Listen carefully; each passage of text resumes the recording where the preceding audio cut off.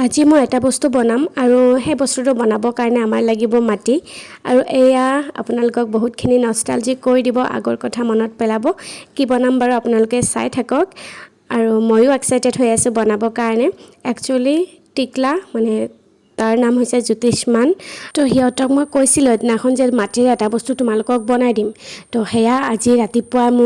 মোৰ সেইখিনিত আহি মানে কৈ আছে বা বলা না বনাই দিবা আজি মানে সদায় আজি দিম কালি দিম পাহৰি যাওঁ সেয়া আজি বনাই দিম বুলি ময়ো ভাবিছোঁ আৰু ইপিনে মাটি মই অকণমান ভিজাই থৈ দিছোঁ মাটি ভিজাই থৈ দিলে মানে মাটি কোমল হয় আৰু বনাব ভাল হ'ব আৰু জ্যোতিষমানৰো চাগে বহুত মাটিখিনি পিটিকিব মন গ'ল সেয়াই ইমান ধুনীয়াকৈ মানে ভিজাই থৈ দিছোঁ সেয়াই পিটিকি আছে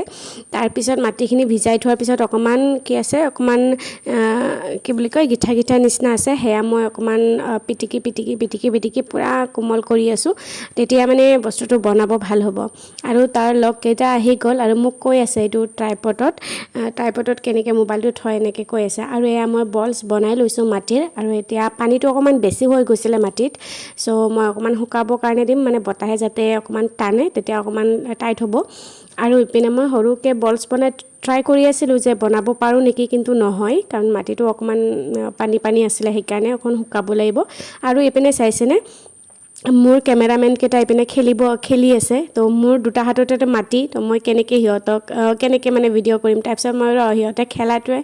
খেলাটোকে ভিডিঅ' কৰোঁ বুলি ভাবিলোঁ পাৰ পানী খেলি আছে চ' মই কৈ আছোঁ পানী এনেকৈ কৈ আছোঁ সিহঁতে জঁপিয়াই আছে সিহঁতে বিৰাট ভাল পাইছে খেলি ক্লাহতে গুৱাহাটীত থাকিলে ইমান লগ নাপায় ন তো ৰুমৰ ভিতৰতে থাকিব লাগে চ' ইয়াত আহিলে ফ্ৰেণ্ডৰ লগত খেলি বহুত বেছি ভাল পায় সেইকাৰণে ৰাতিপুৱা মানে উঠিয়ে আৰু তেনেকুৱা কৰি থাকে আৰু ইপিনে চাওক কেমেৰামেনকেইটাতো নিজৰ খেলাতে ব্যস্ত তাৰপিছত মই ইহঁতে খেলি থাকোঁতে মই বনালোঁ পুতলা আপোনালোকে পুতলা খেলি পাইছেনে নাই জনাব আৰু মই বহুত বছৰৰ মূৰত বনালোঁ বহুত খেলিছিলোঁ আগতে পুতলা জানো পুতলাটো ইমান এটা ভাল হোৱা নাই বনোৱা বাট মই ট্ৰাই কৰিছোঁ আৰু সেই সৰুকালৰ কথা মনত পৰি গ'ল কিমান যে খেলিছোঁ নহয়